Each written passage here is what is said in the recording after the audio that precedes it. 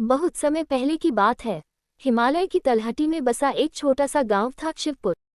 ये गांव साधारण था, लेकिन वहां के लोगों का विश्वास असाधारण था। गांव के बीचों बीच मां दुर्गा का एक पुराना मंदिर था। मंदिर की मूर्ति पत्थर की थी, पर लोगों के लिए वह केवल मूर्ति नहीं, जीवित मां थी।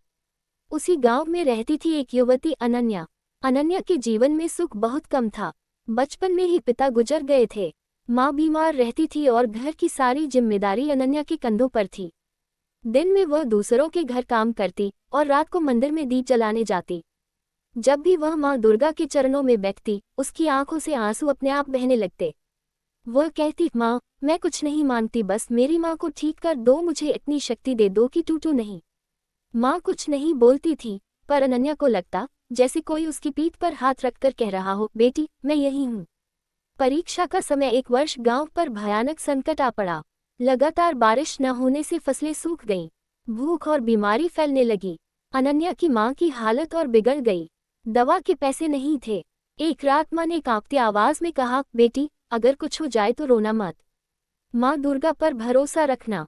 अनन्या का दिल टूट गया। वह दौड़ती हुई मंदिर पहुंची। मंदिर सूना था, हवा तेज चल रही थी, दीपक बुझ चुका था। वह मूर्ति के सामने गिर पड़ी, माँ दुर्गा, अगर तू सच में माँ है तो मेरी माँ को मुझसे मत छीन, मैंने क्या गलती की है माँ। उस रात अनन्या वहीं बेहोश हो गई। स्वप्न या साक्षात दर्शन? रात में उसने एक स्वप्न देखा। अंधकार के बीच एक तेज प्रकाश प्रकट हुआ। लाल साड़ी, हाथों में त्रिशूल, चेहरे पर करुणा। माँ दुर्गा स्वयं खड़ी थी। माँ ने कहा, बेटी, दुख जीवन की परीक्षा है और विश्वास उसका उत्तर। तू अकेली नहीं है। अनन्या रोते हुए बोली, माँ, मेरी माँ को बचा लो। माँ दुर्गा ने उसके सिर पर हाथ रखा, कल सूर्योदय के साथ तेरे जीवन में प्रकाश आएगा। डर मत। चमत्कार नहीं, करुणा। सुबह अनन्या की आंख खुली तो मंदिर के बाहर भीड़ लगी थी। एक वैद्य डॉक्टर गांव आया था, दूर शहर से। वह कह रहा था, मुझे किसी ने सपना दिया कि इस गांव में आकर एक बीमार माँ का इलाज करूं। अनन्या स्तब्ध रह गई। वैद्य ने उसकी माँ का इलाज किया। कुछ ही दिनों में माँ स्वस्थ होने लगी। गांव में खुशी फैल गई। सब कहने लगे, माँ दुर्गा ने चमत्कार कर दिया। लेकिन अनन्या चुप थी। वह जानती थी ये चमत्कार नहीं था, यह माँ की करुणा थी, जो विश्वास के माध्यम से आई थी। असली शक्ति। कुछ समय बाद गांव में डाकुओं का आतंक फैल गया।